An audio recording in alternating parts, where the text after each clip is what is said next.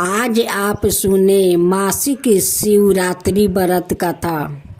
कथा के अनुसार पूर्व काल में चित्रा भानु नाम का एक शिकारी था। जानवरों की हत्या करके वो अपने परिवार को पालता था। वो एक साहूकार से कर्ज ले रखा था, लेकिन उसका ऋण समय पर ना चुका सका।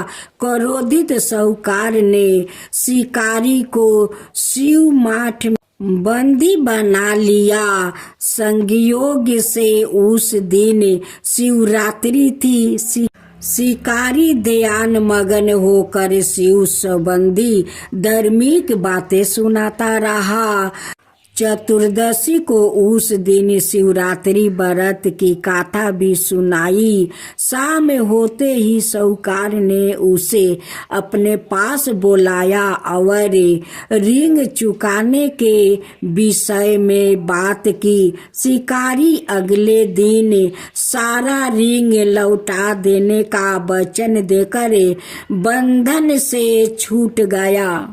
अपनी दिनचर्या की भांति वो जंगल में शिकार के लिए निकला, लेकिन दिन भर बंदी गिरह में रहने के कारण भूख प्यास से व्याकुल था। शिकारी खोजता हुआ वो बहुत दूर निकल गया।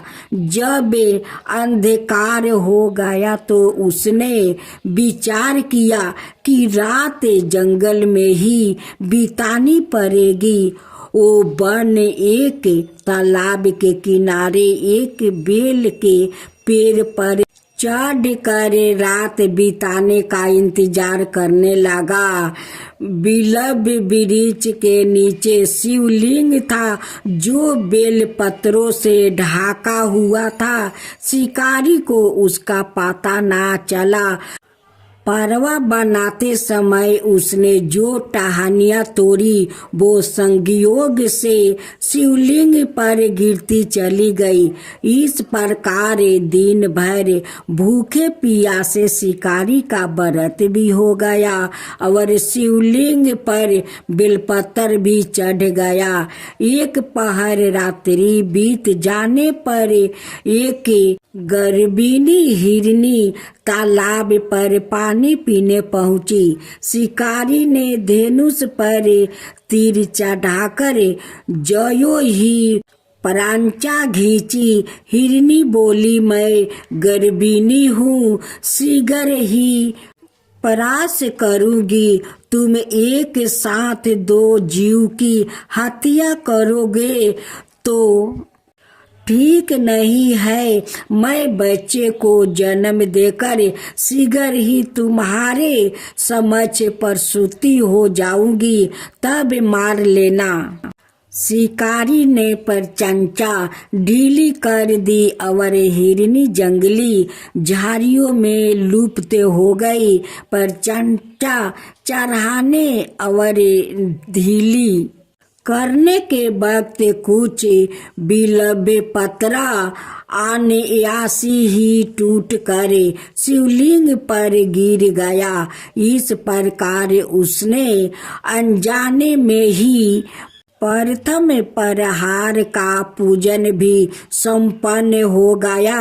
कुछ ही देर बाद एक और हिरनी उधर से निकली। शिकारी की प्रसन्नता का ठिकाना न रहा। समीप आने पर उसने धनु पर बाण चढ़ाया। तब उसने देखा हिरनी ने विनम्रता पूर्वक निवेदन किया, हे शिकारी, मैं थोड़ी देर पहले तीर्थु से निमृत हुई हूँ, कामातुर विरहिणी हूँ, अपने प्रिया की खोज में भटक रही हूँ। मैं अपने पिता से मिलकर शीघ्र ही तुम्हारे पास आ जाऊंगी। शिकारी ने उसे भी जाने दिया। 2 बार शिकार को खोकर उसका माथा ठनका, वो चिंता में पड़ गया। रात्रि का आखिरी पहर बीत रहा था। इस बार भी धनुष से लग कर कुछ बेलपत्र शिवलिंग पर जा गिरे और दूसरे पहर की पूजा भी संपन्न हो गई। तभी एक अनय हिरनी अपने बच्चों के साथ उधर से निकली। शिकारी के लिए यह सावानिरिम अवसर था। उसने धनुष पर तीर चढ़ाने में देर नहीं लगाई। वो तीर छोड़ने ही वाला था कि हिरनी बोली, हे शिकारी, मैं इन बच्चों को इनके पिता के हवाले करके लौट आऊंगी। इस समय मुझे मत मारो। शिकारी हंसा और बोला, सामने आए शिकार को छोड़ दूं? मैं ऐसा मूर्खता नहीं। इसमें पहले मैं 2 बार अपना शिकार खो चुका हूँ। मेरे बच्चे भूखे प्यासे से बिलग हो रहे होंगे। उत्तर में हिरनी ने फिर कहा, जैसे तुम्हें अपने बच्चों की ममता साथ रही है, ठीक वैसा ही मुझे भी। हे शिकारी, मेरा विश्वास करो। मैं इन्हें इनके पिता के पास छोड़कर तुरंत लौटने की प्रतिज्ञा करती हूँ। हिरनी का दुख भरा सवाल सुनकर शिकारी को उस पर दया आ गई। उसने उस मिर्गी को भी जाने दिया। शिकारी के अभाव में और भूखे प्यासे से व्याकुल शिकारी अनजाने में ही बोले, वृक्ष पर बैठा बेलपत्र तोड़ तोड़ कर नीचे फेंकता जा रहा था। पाँव फटने को हुई तो एक हष्ट पुष्ट मिर्ग उसी रास्ते पर आया। शिकारी ने सोच लिया कि इसका शिकार वो अवश्य करेगा।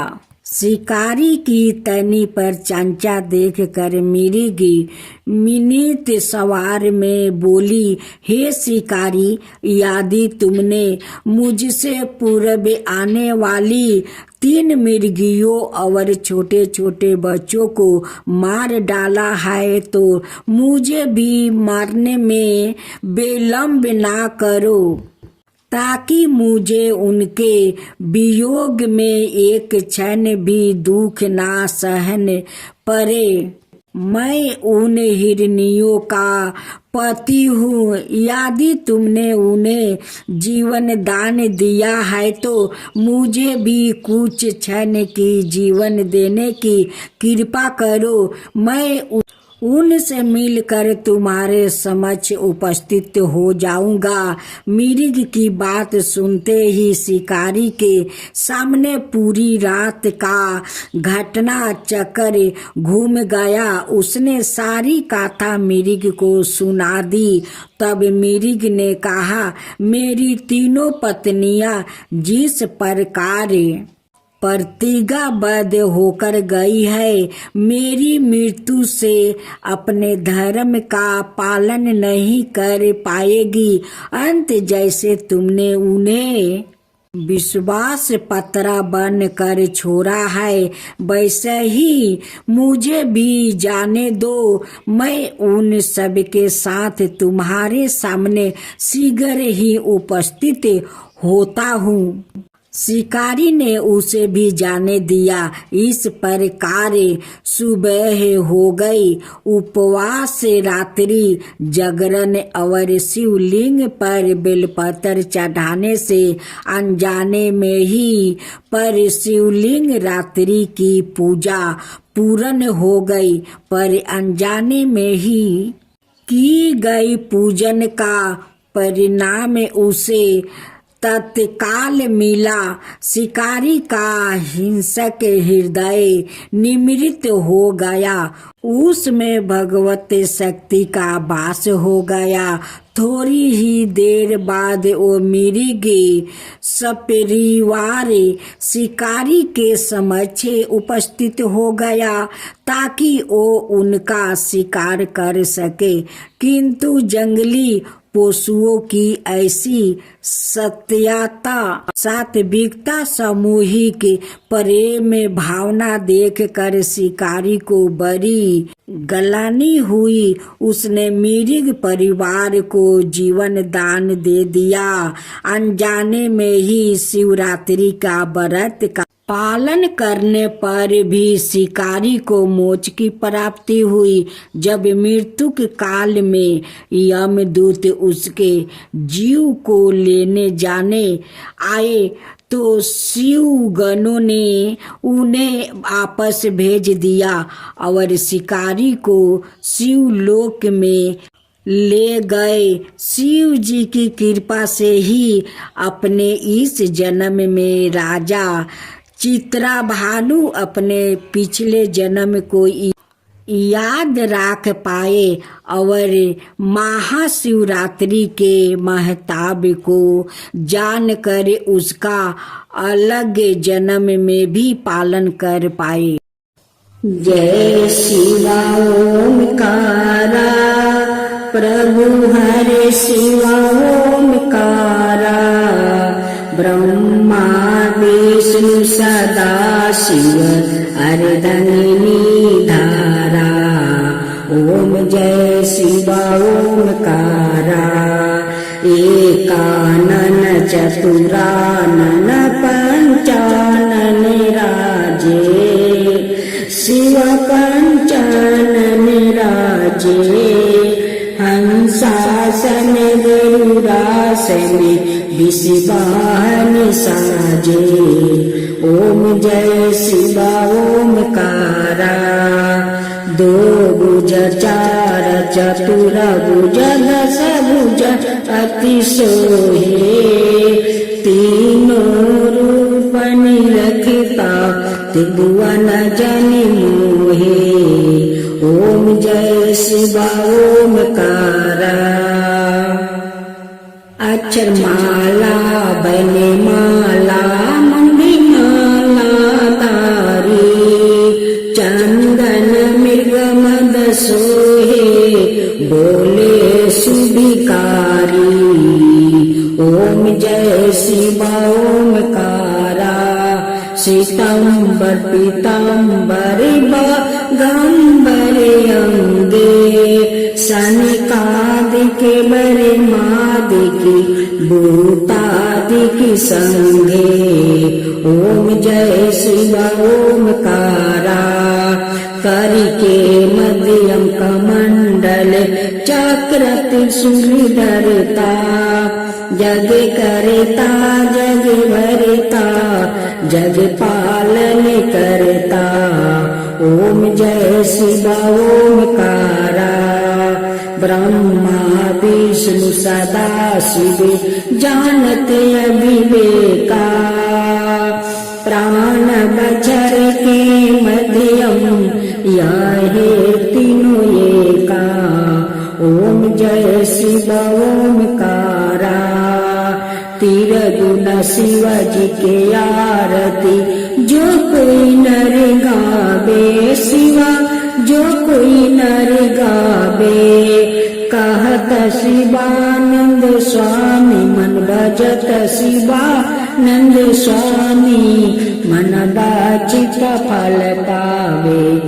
ओम जय शिवा ओमकारा जय शिवा ओमकारा।